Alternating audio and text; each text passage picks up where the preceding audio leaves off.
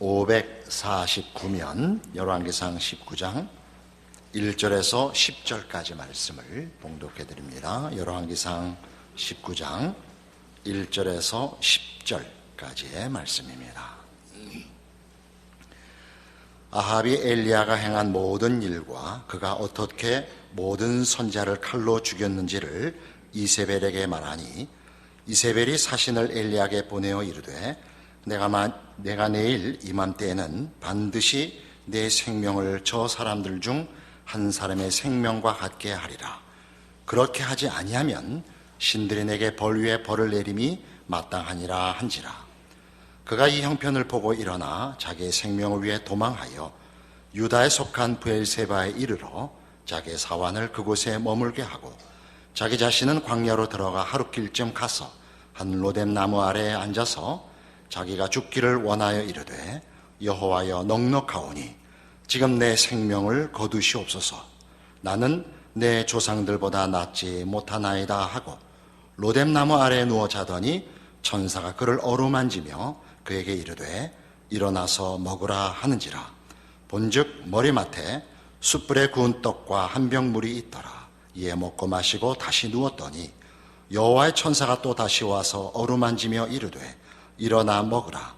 내가 갈 길을 다 가지 못할까 하노라 하는지라. 이에 일어나 먹고 마시고 그 음식물에 힘을 의지하여 40주 40야를 가서 하나님의 산 호렙에 이르니라.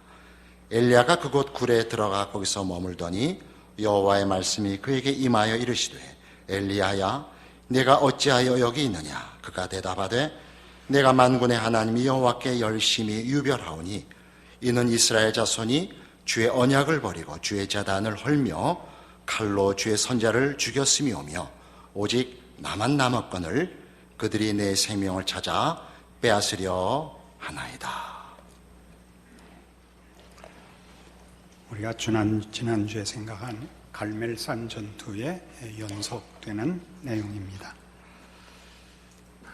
갈멜산 전투는 당시 정치적인 지지를 받고 있던 바알을 섬기는 그 당시 북왕조 이스라엘의 현실 속에서 이제 하나님이 등장하여 참된 신이 누구냐를 밝히신 놀라운 사건입니다. 그럼에도 불구하고 갈멜산 전투는 그렇게 간단하게 결론이 나지를 않습니다. 바알 선지자 450인을 그 자리에서 죽이고 또 3년 반 동안 오지 않던 비가 내렸음에도 불구하고 아합과 이세벨의 권세는 여전합니다. 이세벨은 엘리야를 죽일 것을 자신이 믿는 신에 맹세하여 엘리야를 위협합니다. 엘리야는 당연히 놀랐죠. 하나님이 이제 나타나셔서 여호와만이 하나님이신 것과 헛된 우상인 바알과 바알의 선지자들을 다 죽이고 하나님을 믿지 않아서 내렸던 형벌인 가뭄도 해소해 주셨는데도 어떻게 현실은 정치적으로 사회적으로 변화된 것이 없습니다. 엘리야는 거의 자폭하는 것으로 보입니다. 그는 브엘세바로 도망갔고 거기서 이제 하나님이 천사들을 보내어 그에게 음식을 먹여 호렙까지 이르게 되는 긴 여정을 갑니다. 9절에 보는 바와 같이 엘리야가 그곳 굴에 들어가 거기서 머물더니 여호와의 말씀이 그에게 임하여 이르시되 엘리야야 네가 어찌하여 여기 있느냐라는 이제 질문을 받습니다. 하나님께서 엘리야에게 너 왜 여기 있느냐라고 하는 질문은 성경의 아주 중요한 표현입니다. 아담이 하와와 함께 먹지 말라는 과실을 먹고 죄책을 느끼고 숨었을 때 하나님이 찾아오신 음성도 이것입니다. 아담아 너 어디 있느냐 이거였죠.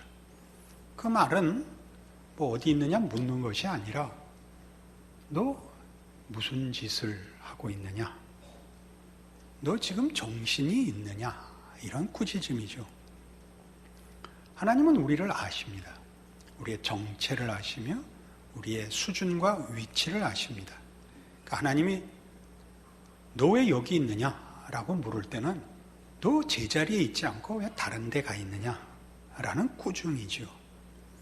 엘리야의 답은 10절에 있는 바와 같이 그가 대답하되 내가 만군의 하나님 여호와께 열심히 유별하오니 이는 이스라엘 자손이 주의 언약을 버리고 주의 제단을 헐며 칼로 주의 선지자들을 죽였으며며 오직 나만 남았거늘 그들이 내 생명을 찾아 빼앗으려 합니다 라는 것이 답입니다.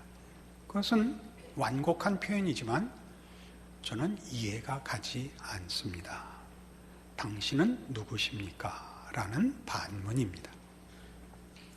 하나님은 우리를 아시니까 너 왜 제자리에 있지 않느냐라고 꾸중하시지만 우리는 하나님을 다 이해할 수 없으니까, 그리고 내 기대와 다르니까 하나님은 누구십니까? 라고 묻게 되는 것입니다.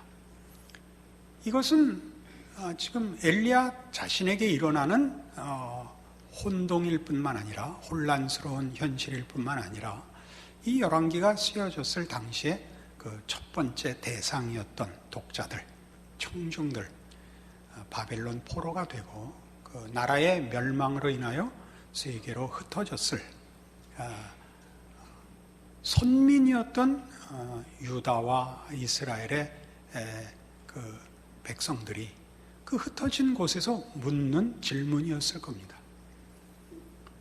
성전을 아름답게 지으시도록 허락하시고 영광을 받으신 하나님, 갈멜산 전투에서 바알 선지자 450인을 죽이며 하나님의 영광을 드러내신 하나님이 왜 오늘 우리에게 이런 현실을 주셨는가? 하나님이 선택한 나라의 멸망을 어찌 방관하고 계셨는가? 하나님 당신은 누구십니까? 이렇게 묻게 되는 것입니다. 우리는 우리의 기독교 신앙의 현실 속에서 사실 가장 간단한 신앙적인 기대를 합니다. 하나님의 명령을 따르며 요구에 순응하면 정당한 보상을 받는다 하는 신앙 등식을 가지죠. 우리가 주변에서 얼마든지 듣고 확인하는 내용들입니다. 나는 기도했더니 이런 응답을 받았다. 하나님께 이렇게 매달렸더니 하나님이 이렇게 좋은 것으로 주셨다. 이건 얼마든지 기독교 신앙에서 일어나는 일이며 기대해서 좋은 우리의 특권입니다. 그러나 살아보시면 남들 다 받은 그 방법, 그 규칙, 그 진심으로 답이 안 나오는 것도 대단히 많습니다.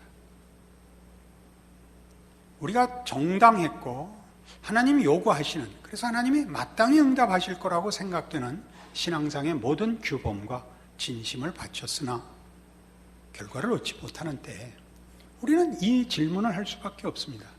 하나님 당신은 누구십니까? 이 질문에 당연히 인도됩니다.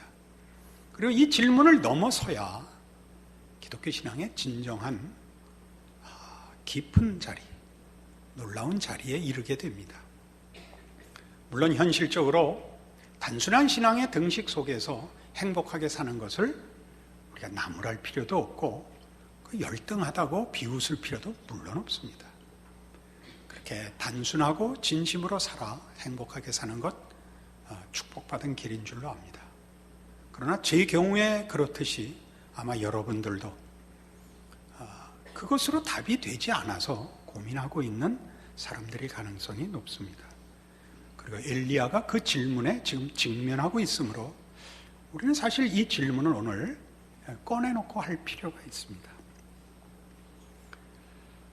여러분 한번 읽어보기를 권하는 하나님의 뜻이라는 책이 있습니다. 제럴드 시처라는 미국의 목사님이 쓴 책인데 우리가 오늘 생각하려는 바로 이 질문, 하나님 당신은 누구십니까? 라는 문제에 그의 신앙 현실에 얽혀든, 그래서 고민하고 그 속에서 하나님을 더 깊이 만나게 된 내용을 쓴 아주 꼭 한번 읽어보시기를 권하는 책입니다. 오늘 우리가 생각할 이 부분에 대해서 그분의 이런 진술이 매우 효과적일 거라고 생각합니다. 결혼 생활 잘해서 11년간을 잘 살고 있다가 부인이 아주 신앙이 좋은 분이었는데 어느 날 집회에 온 가족이 다녀오다가 어머니 모시고 아내와 4자식과 함께 그렇게 차로 집회에 갔다 오다가 만취한 음주운전자가 중앙선을 넘어와 이번에 차를 받는 바람에 어머니와 아내와 딸이 죽습니다. 정신이 하나도 없죠.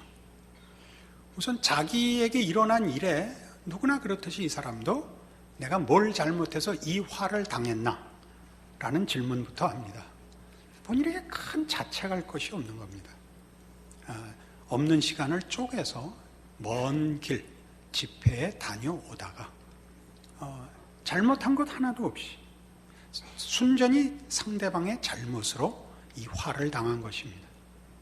게다가 자신은 열심 있는 헌신적인 하나님의 종이고 상대방은 하나님 모르고 세상적인 기준으로도 칭찬할 것이 없는 음주운전자입니다.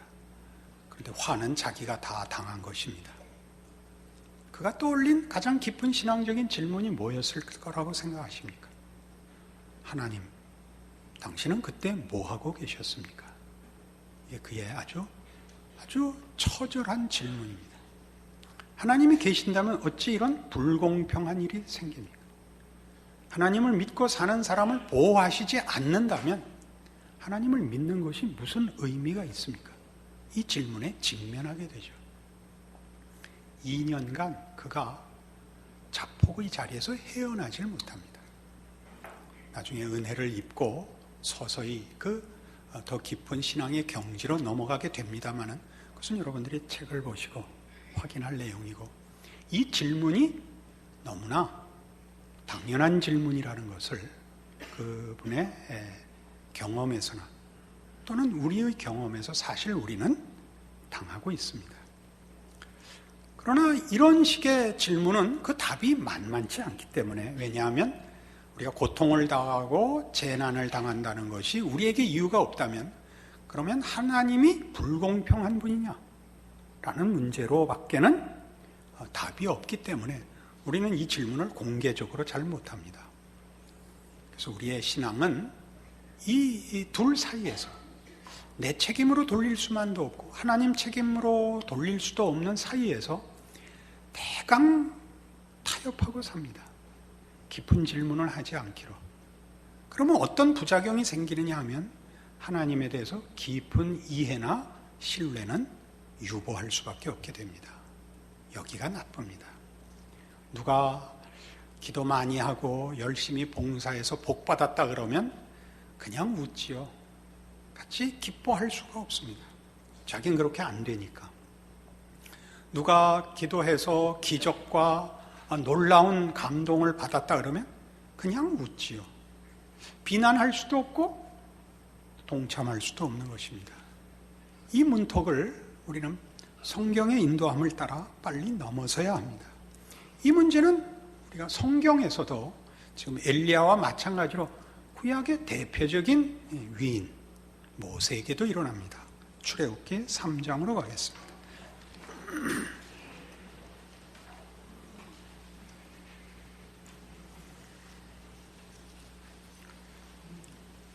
출애굽기 3장 10절 하나님이 모세를 부르시고 이제 애굽의 구원자로 보내시는 그 장면입니다. 이제 내가 너를 바로에게 보내어 너에게 내 백성 이스라엘 자손을 애굽에서 인도하여 내게 하리라.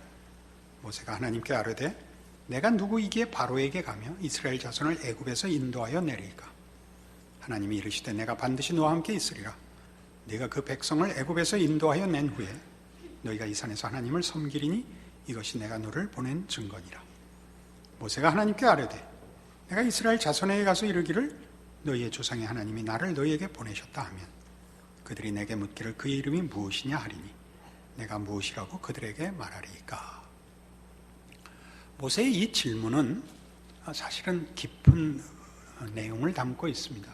오늘 우리가 다루는 주제와 일맥상통하는 것입니다.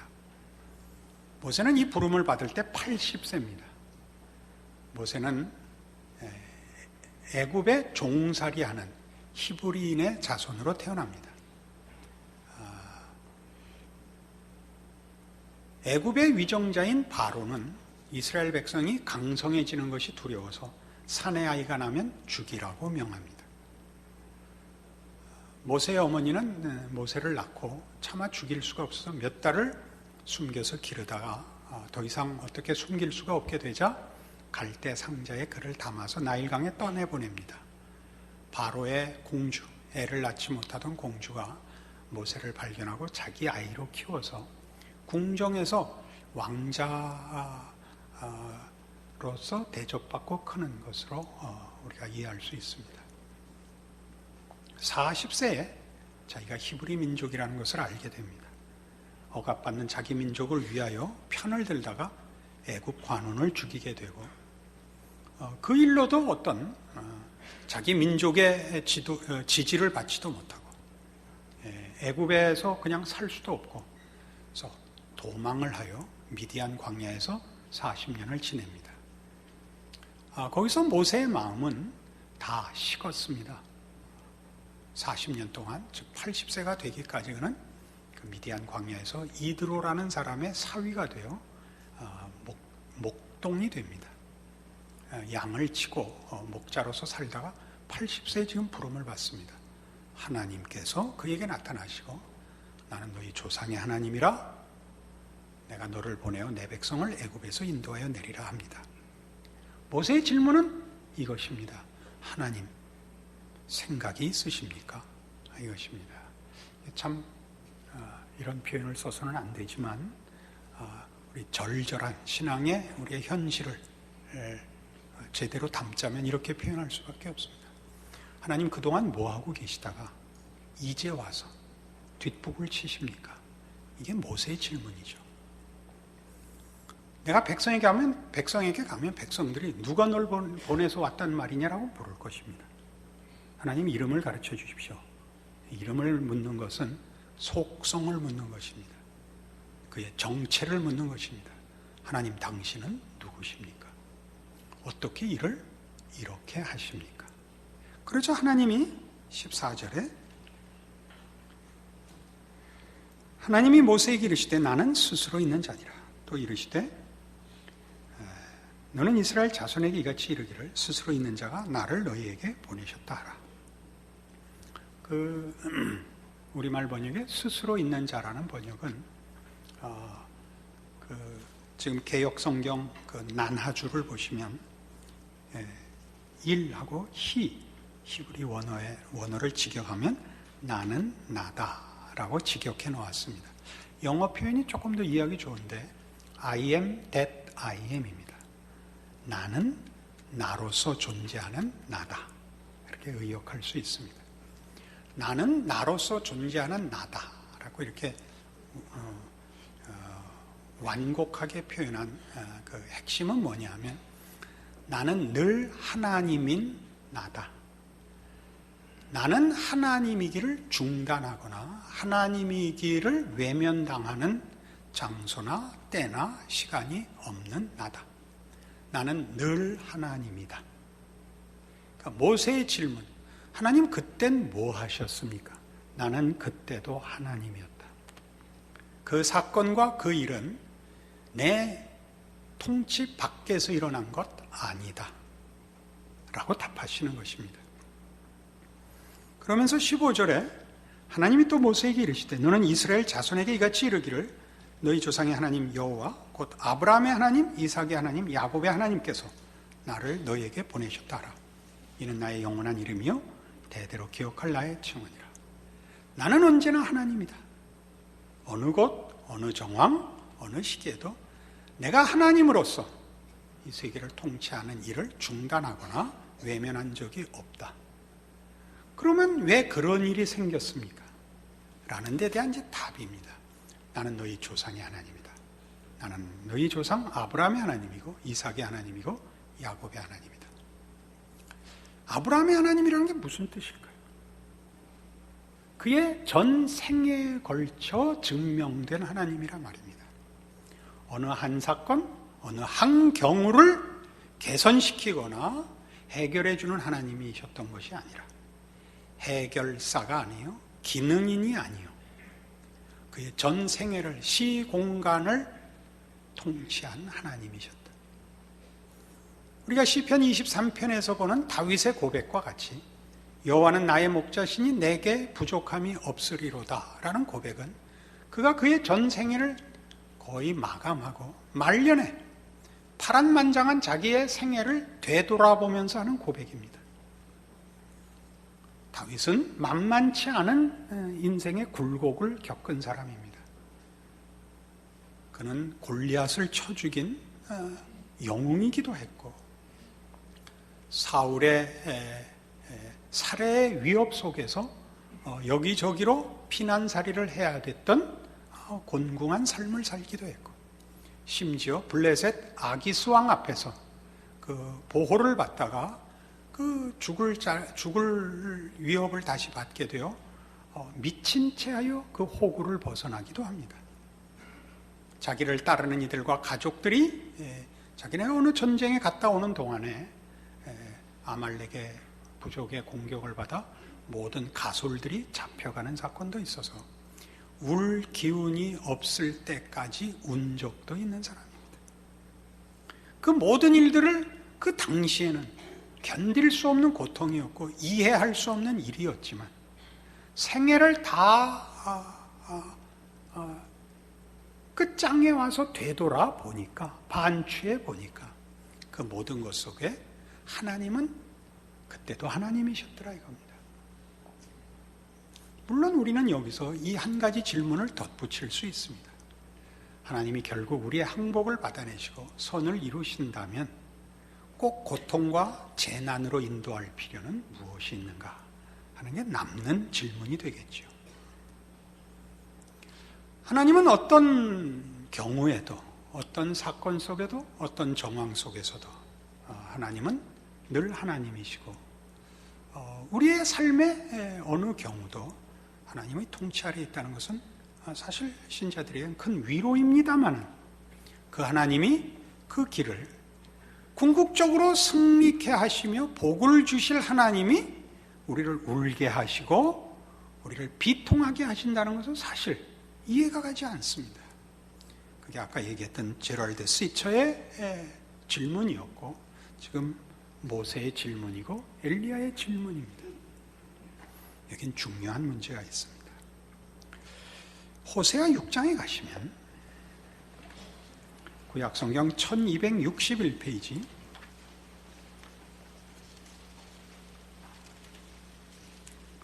호세아 6장 1절 이하에 하나님께서 이스라엘의 죄를 꾸짖으면서 하시는 말씀 속에 답이 있습니다. 오라, 우리가 여호와께로 돌아가자. 여호와께서 우리를 찢으셨으나 도로 낫게 하실 것이요 우리를 치셨으나 싸매어 주실 것이니라. 여호와께서 이틀 후에 우리를 살리시며 셋째 날에 우리를 일으키시리니 우리가 그의 앞에서 살리라. 그러므로 우리가 여호와를 알자. 힘써 여호와를 알자. 그의 나타나심은 새벽빛같이 어김없나니 비와 같이 땅을 적시는 늦은 비와 같이 우리에게 임하시리라 하니라. 에브라임아 내가 네게 어떻게 하랴. 유다야 내가 네게 어떻게 하랴. 너희의 인애가 아침 구름이나 쉬 없어지는 이슬 같도다. 그러므로 내가 선지자들로 그들을 치고 내 입의 말로 그들을 죽였노니 내 심판은 빛처럼 나오느니라.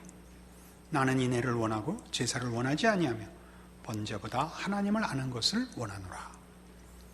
이스라엘의 또는 유다의 그 범죄, 하나님을 배반한 일을 하나님이 가슴 아파하시며 꾸짖습니다.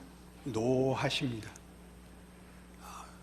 하나님이 이 문제, 너희가 무엇을 잘못했다, 이것을 고쳐라 저것을 고쳐라가 아니라 아주 중심과 핵심에 있는 것이 뭐냐면 나를 떠나지 마랍니다. 나를 떠나지 마라. 나를 떠나지 말라는 나를 버리지 마라. 우리가 이해하기 좋게 그렇게 얘기할 수 있습니다. 기독교 신앙에서 하나님을 믿고 하나님께 순종한다는 것은 사실은 법칙의 문제도 종교성의 문제도 아닙니다. 성경이 요구하는 신앙의 핵심은 우리를 지으신 하나님이 진심을 기울여 우리와 인격적인 관계를 원하신다는 사실입니다. 하나님은 우리를 원하시고 우리에게 당신을 원하라고 요구하십니다. 기독교 신앙을 대표하는 두 가지 단어, 사랑과 믿음은 인격과 인격의 관계에서만 일어나는 것입니다. 그것은 법칙도 아니고, 그것은 개념도 아니며, 그것은 어떤 가치에 관한 것도 아닙니다. 그런 논리나 규칙이나 개념 이상의 문제가 아니라 인격과 인격이 그 진심을 꺼내놓는 문제로서의 찾아오심입니다. 우리로서는 사실 이해가 가지 않는 문제입니다. 너희는 나를 알기를 원한다. 내가 너희를 원한다. 너희가 나한테 유용하거나 너희가 내 규칙을 지키는 그런 정도로 나와의 관계를 생각하는 것을 나는 참을 수가 없다. 이게 하나님의 구중입니다. 우리는 모두 사실은 하나님과 진심을 가져 관계를 맺는다는데 낯섭니다. 하나님은 높으신 분이고 나는 지극히 낮은 자로서 어떻게 하면 하나님의 뜻에 순종하여 보상을 받을 수 있고 그의 눈에 벗어나지 않고 그러니까 벌받지 않고 평안하게 살 수 있는가 정도로밖에는 기독교 신앙을 잘 이해하지 못하곤 합니다. 그 끊임없이 성경이 돌아오라 내가 용서하겠다라고 얘기하는 것은 잘잘못의 문제가 아니라는 거죠. 돌아오라. 그 아무 때나 돌아오라 그러시죠. 아무 때나 돌아오라. 돌아오랍니다. 내가 뭘 잘못했습니다. 이 죄를 고백하고 회개합니다. 다시는 그러지 않고 하루에 성경 몇 장 보고 기도 몇 시간 하겠습니다. 이런 건 다 부차적인 문제라고요. 그렇게 점검하시지 말라고요. 본질은 어디까지나 하나님 당신에게 초점이 맞춰져야 되고 하나님을 원해야 됩니다. 그것이 우리가 이해하지 못하는 하나님입니다. 하나님 왜 고통 속으로 우리를 인도하시는가? 욥기의 중요한 질문이지요. 욥이 당하는 고난은 이유가 없습니다. 순전히 이유는 이거 하나입니다. 사단이 묻습니다. 하나님께. 하나님 먼저 사단에게 뭐라 그러셨죠? 너는 왜 이렇게 밤낮 트집 잡으려고 돌아다니냐? 욥을 봐라. 아니 하나님이 욥한테 잘해주니까 그러지 잘해주지 않는데도 하나님 믿을 사람이 어디 있습니까? 그래? 그럼 어디 해보자. 그래서 이제 욥은 애꿎은 시험물이 된 것이죠. 욥은 모든 재산을 잃고 자녀를 잃고 본인이 병드는 자리까지 압박을 받습니다. 욥이 당황스럽죠. 왜 이런 일이 생기는가? 뭐 정신이 하나도 없습니다. 친구 셋이 찾아옵니다. 너 빨리 회개해라. 나 회개할 거 없다. 야, 네가 잘못하지 않았는데 그럼 하나님이 벌을 준단 말이냐? 너 곧다우로 말하는 것만 봐도 너 벌써 잘못한 거다. 나 그렇지 않다. 내가 뭘 잘못했는지 한번 들춰봐라. 그래서 긴 논쟁이 벌어지죠. 친구들이 할 말을 잃습니다. 나 잘못한 거 정말 없다. 그 왜 일이 생겼는가? 나도 그게 답답하다. 나 하나님 한번 만났으면 좋겠다. 하나님이 나중에 등장하십니다. 욥의 질문은 결국 이겁니다. 하나님 왜 공정하지 않으신 것 같습니다. 하나님은 원칙이 없는 것 같습니다. 하나님 생각이 없으신 것 같습니다. 그렇지 않고서야 왜 이런 일이 생깁니까? 하나님이 욥에게 자연을 보여주십니다. 너 이 모든 것을 아느냐? 우박 창고를 보았느냐? 하마의 힘이 어디서 나오는지 아느냐? 네가 자연에 대해서라도 전부 이해하고 있느냐? 욥이 이제 깨우치죠. 하나님은 우리보다 생각이 더 깊으시고 넓고 무한히 높다. 내가 이해하지 못한다고 하나님이 틀렸다고 얘기할 수 없다. 이게 결론입니다. 맞습니다. 하나님의 생각은 우리가 다 이해할 수 없습니다. 하나님이 이 모든 자연을 만드셨고 의롭게 선하게 다스리고 계십니다. 그 사실을 내가 부인할 수 없습니다. 내가 불평한 것은 나 하나가 당한 억울함으로 인하여 하나님을 비난한 것인데 그거는 정당하지 못했습니다. 회개합니다. 이렇게 끝나는 겁니다. 우리가 당하는 억울함, 불공평함에 지금 매여 있는 것이죠. 사실 인간이 자신의 고통과 자신의 억울함을 벗어나서 공정해지고 객관화될 실력은 없습니다.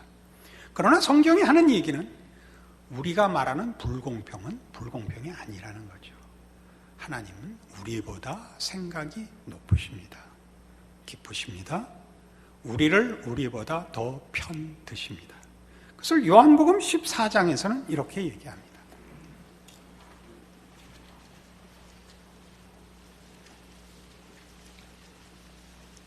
신약성경 요한복음 14장 8절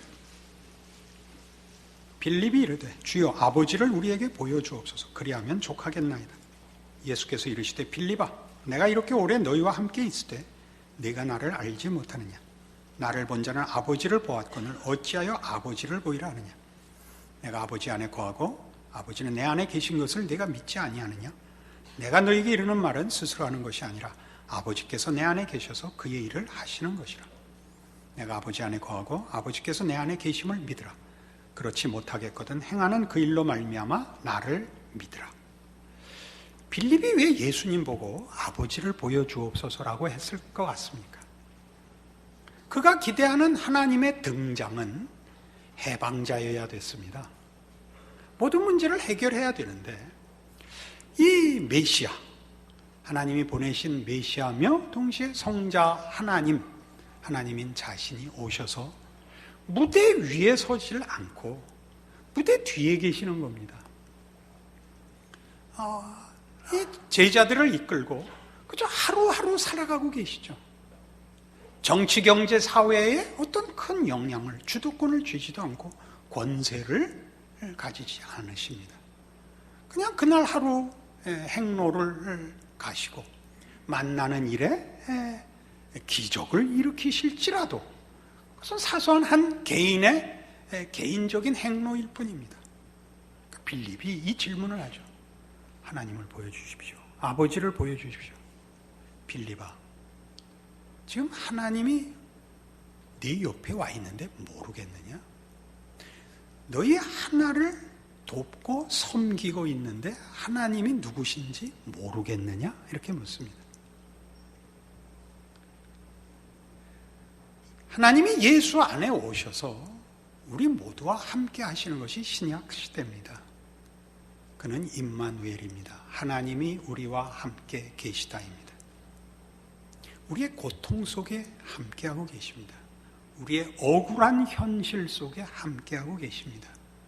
그 억울함과 고통이 우리로서는 이해되지 않지만 그 고통 속에 하나님이 너 여기 한번 갔다 와라, 이 고생 한번 해라 라고 우리를 방치하거나 우리 홀로 어느 시험 과정을 겪게 하는 것이 아니라 우리가 걷는 고통과 억울함과 비탄의 자리에 하나님이 우리와 함께 우리 손을 잡고 그 과정을 걸으시는 겁니다. 우리의 억울함은 고통밖에 기준이 없기 때문이죠. 하나님은 그 고통 속에서 우리를 빚으십니다. 뭘 빚지요? 하나님이 우리와 이해의 관계거나 법적 관계거나 기계적 관계가 아니라는 것이죠. 하나님은 우리 편입니다. 우리를 원하셔서 내가 있는 자리, 내가 처한 환경에 함께 오셔서 우리의 삶을 함께 겪으십니다. 그럼 됐죠. 하나님이 나와 함께 하고 계십니다. 그것이 모든 신자들의 현실이요. 무엇으로도 방해할 수 없는 하나님이 우리를 향하여 가지신 진심입니다. 호세아에서 아까 본 바와 같이 우리에게도 나에게 신실하라 라는 명령 앞에 우리가 서 있음을 알게 됩니다. 하나님은 우리에게 신실하십니다. 2000년 전에 그 아들을 보내어 십자가에 못 박으신 그 하나님이 그 예수 안에서 오늘 우리와 함께하고 있는 것이 모든 성도들의 현실입니다. 우리가 가지는 신앙의 가장 중요한 핵심입니다. 우리의 고통은 우리의 고통은 하나님을 알지 못하는 데 있습니다. 우리의 인생을 하나님이 그의 능력과 지혜 안에서 신비롭게 인도한다는 사실을 모르는 데 있습니다. 하나님을 아는 문제의 인도함을 받고 있다면 우리의 고통과 우리의 절망은 우리로 하여금 다른 모든 것을 놓고 하나님께 더 집중하며 하나님께만 나를 헌신하는 일에 너무나 좋은 환경과 기회가 될 것입니다. 그 일을 감사할 수 있게 되면 기독교 신앙은 능력으로 가득 차고 여러분의 인생은 기적과 신비로 가득 찰 것입니다.